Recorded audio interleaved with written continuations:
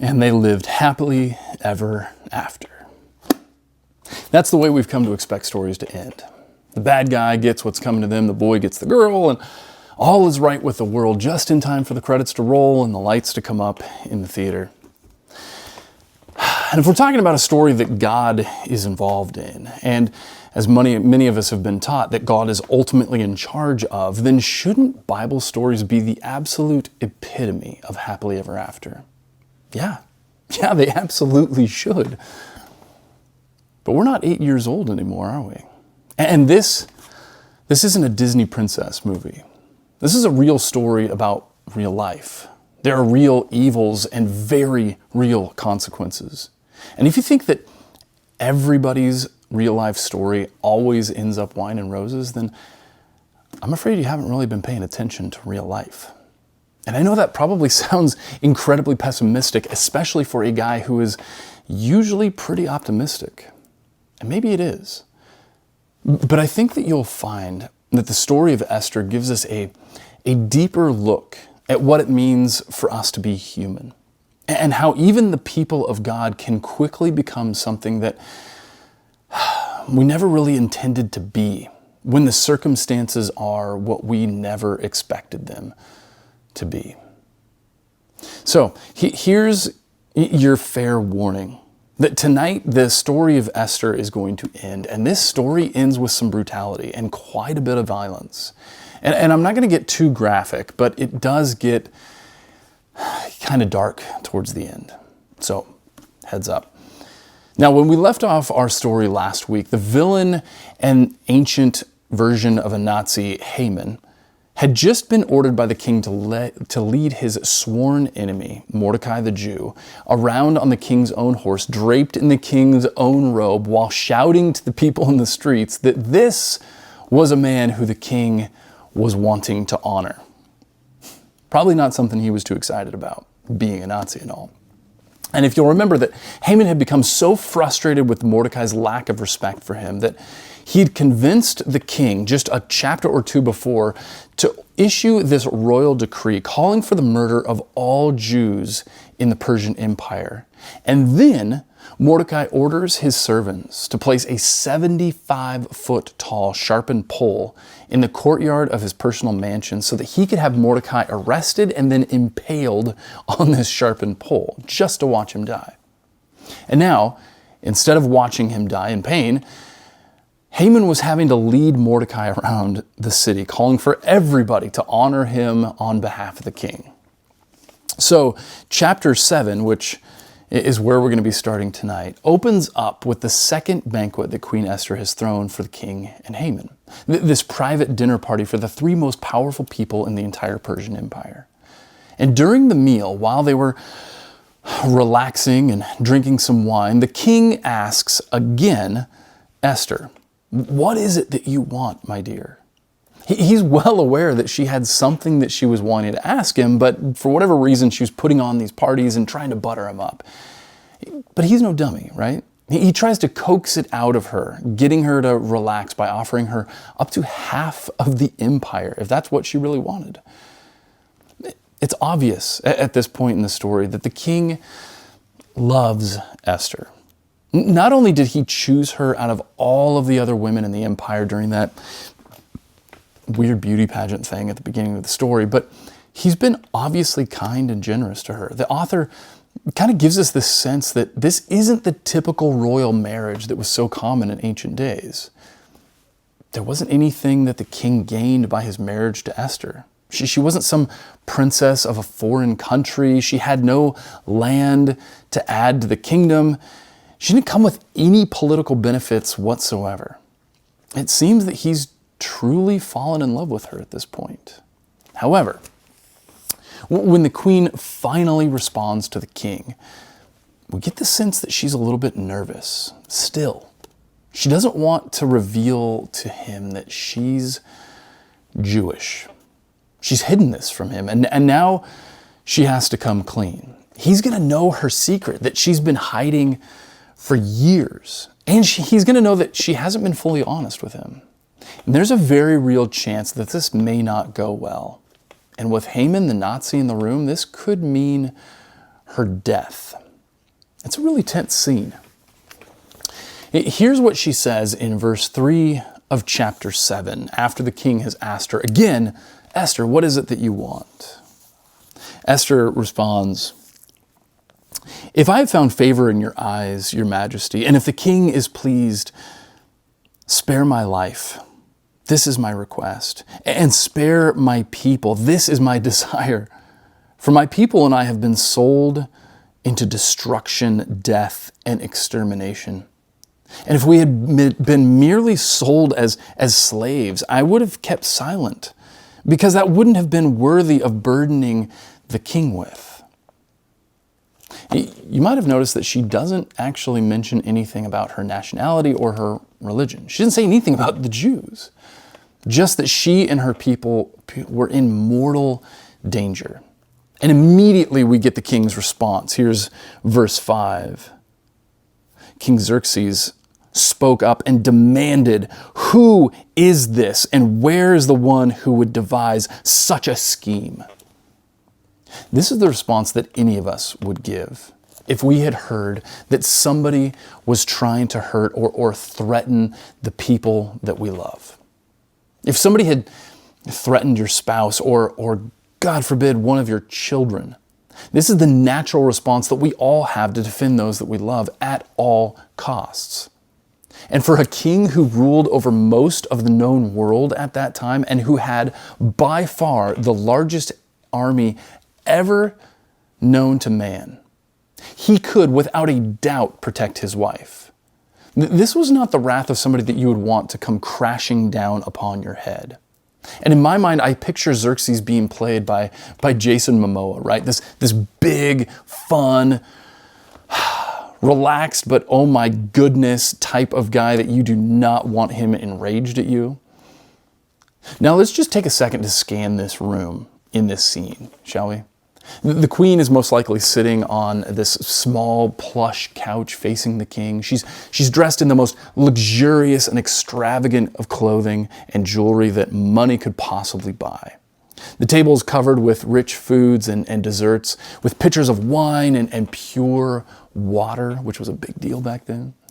The king was most likely laying back on some overstuffed cushions, enjoying himself with a goblet of wine in his hand and a smile on his face, until he hears Esther's request, at which point his whole body tenses up and the smile vanishes from his face. But it's Haman that I'm drawn to in this scene. He's the odd one out here, right? He too probably was lying back on some cushions and relaxing, soaking up every single second of this evening's luxury and the prestige that came with it. He's feeling powerful. He's feeling at the top of his game because he's sitting at the top of the world. He's dining with the king and the queen. And when the king demands the name of the person who's threatened the queen, in my mind, I see Haman thinking to himself, man, I would not want to be that guy right now. Oof, that's going to be painful for him. And then Esther replies. Verse 6, Esther answered, the adversary and the enemy is this evil man, Haman. Haman stood terrified before the king and the queen. Instantly, they both understood, the king and Haman. She was Jewish. The queen and her entire race were scheduled for extermination. And Haman was the guy behind all of it. He'd been the one pushing the king to make that happen. Haman knew that the queen had beaten him at his own game, and he didn't even know she was playing the game. It was a brilliant move. Here's verse 7. The king arose in a rage and went out from where they were drinking wine and into the palace gardens. I can't imagine the emotional roller coaster that the king must have been on in those moments, because he had allowed Haman to convince him to make a royal decree. There was no legal way to undo what he had done. Xerxes also knew that Esther had been lying to him. She'd been hiding this for years. She was too scared to tell him the truth. And now he had signed her death warrant without even knowing it. And so he storms out into the garden, raging mad. Here's the rest of verse 7. Haman remained behind to beg Queen Esther for his life because he realized that the queen was planning something terrible for him. And just as the king returned from the palace garden to the banquet hall, Haman was falling on the couch where Esther was reclining. And the king exclaimed, "Would he actually violate the queen while I am here in my own house?" And as soon as the statement left the king's mouth, they covered Haman's face, signaling his doom.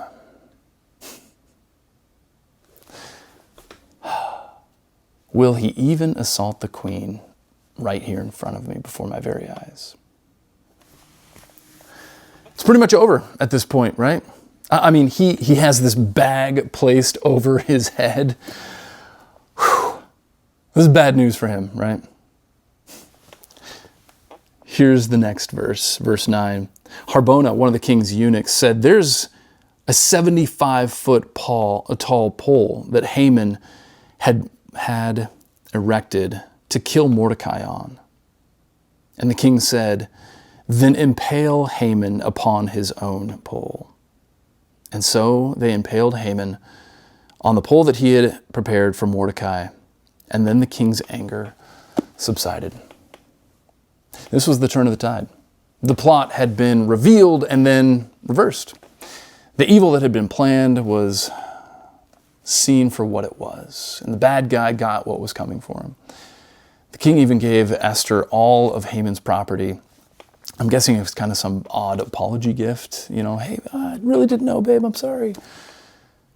Esther then tells the king that Mordecai was actually her cousin and her adopted father, and the king brings Mordecai into the palace and promotes him to the highest position in the royal court, the position that Haman had just a couple of minutes ago held for himself. Esther then puts Mordecai in charge of all of Haman's property, and everything seems to have worked out in the end. But the royal decree, the decree to slaughter all of the Jews, was still in effect, because Persian law stated that no royal decree signed by the king could be revoked. And so even though Haman was dead, the clock was ticking on the time bomb. So Esther goes again, unbidden, uncalled for, into the king's presence to beg him to save her people from annihilation. And so the king authorizes Esther, you know what, send out a royal decree, whatever you wanted to say, whatever's going to save your people. And so she sends one. And it allows all of the Jews to gather together and to defend themselves from anybody who would try to follow the previous decree and come to kill them.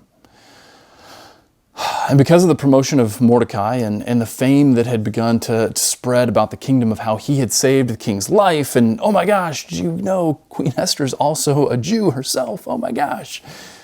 All the city mayors, the royal officials, the nobles, the high officers, all of them helped the Jews, likely giving them weapons and armor to defend themselves with.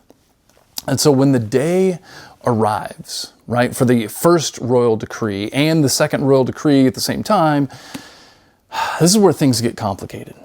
The Jews defend themselves well from the people who try to attack them, but they didn't just defend themselves. Here's chapter 9, verse 5. Where is that here? The Jews put all of their enemies to the sword, killing and slaughtering them all. They did what they pleased with those who hated them.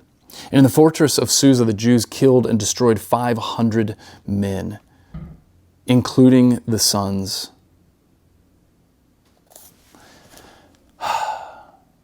of Haman, the enemy of the Jews. But they didn't take any plunder. That very day when the king was informed of the number of people that were killed in the fortress of Susa, he calls for Queen Esther and he says, hey, you guys have killed 500 men just in the fortress of Susa alone, as well as all 10 of the sons of Haman. I can't imagine what they've done in the rest of the provinces. But what else? What else do you need, my queen? I'll grant you pretty much anything that you want. And so Queen Esther responds, hey, if it pleases the king, give us permission to do what we did today again tomorrow. We want another day of killing. And not only that, but we want the body of all 10 of Haman's sons impaled on poles. And so the king agrees. He decrees it. And the bodies of Haman's sons, they're impaled on poles. And all of the Jews gather together again in the fortress of Susa, and they kill 300 more people. But they didn't take any plunder, so that's good, I guess. Meanwhile, we're told that the Jews in all of the other provinces of Persia gather together. They defend themselves, they defend their homes, they slaughter all of their enemies, and it totals about 75,000 people.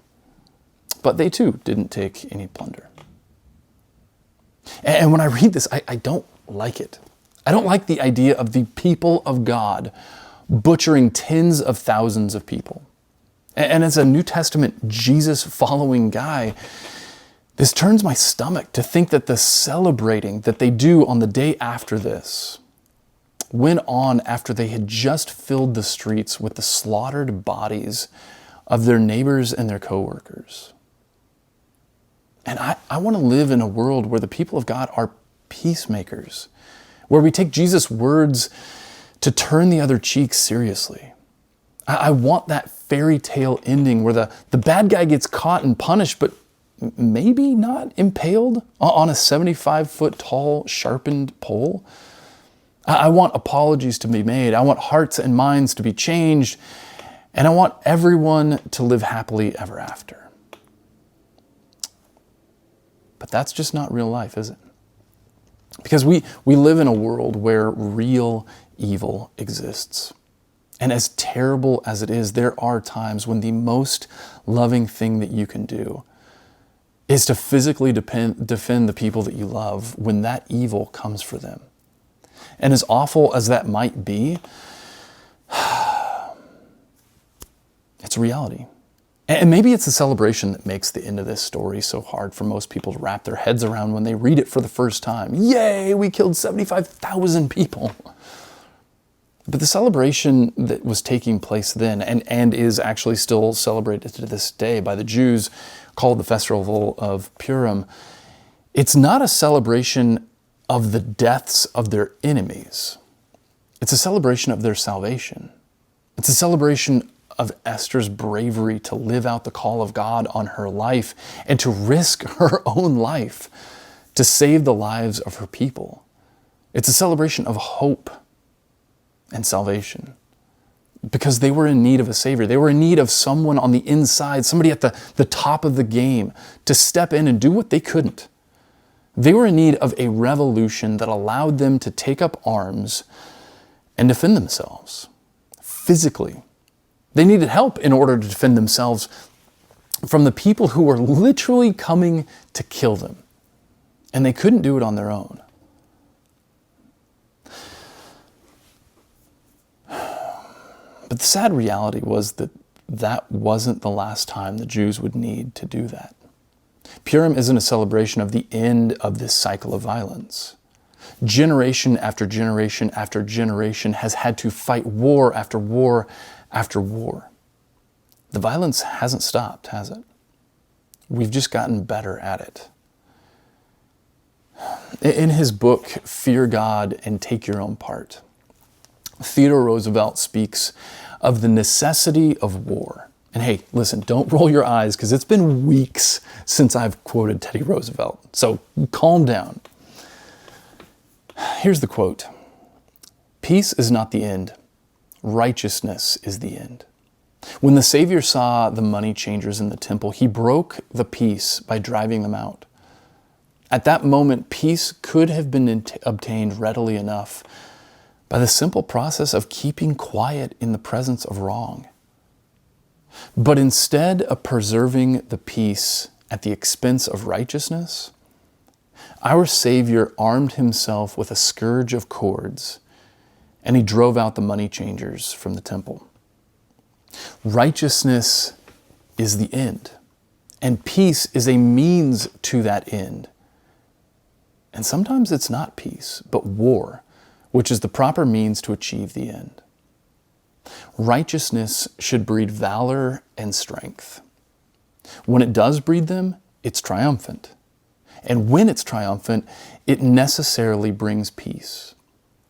But peace does not necessarily bring righteousness. And while I'm a big fan of TR, and I love this quote, I'm going to have to disagree with him here. Righteousness is the end goal. I agree with that. But war and violence, while a rare and terrible necessity at times, war and violence only breed more war and violence, not righteousness. The Jews didn't end all of their problems with the death of those that were trying to kill them. King David, the conquering hero, he didn't save the Jews from fighting more wars by killing his enemies. The Maccabees, defeating the Seleucids and gaining their independence, didn't save them from the Romans or the Greeks or the Germans or the Islamic extremists that are still fighting against them today. The only Savior that brings about righteousness is the redemptive and transformative work of Jesus.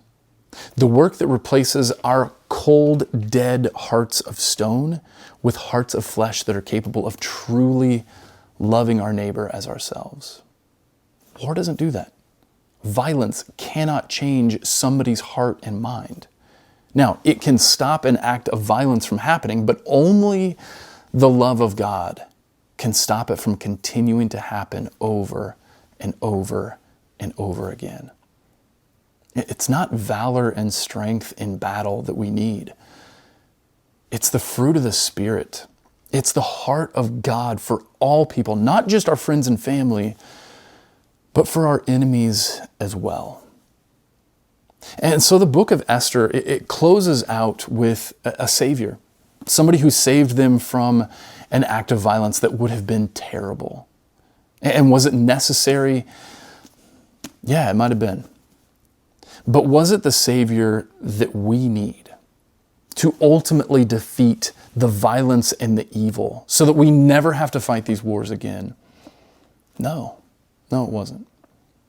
Only Christ can do that. And so this week, as you head back out into your lives, as I tell you every week, whatever those may look like at the moment, my prayer for you is that God would go with you and show you the way in which you can change the world. That you can embody the fruit of the Spirit, that you can have the heart of God placed inside of your heart, so that you love like no one else, only God.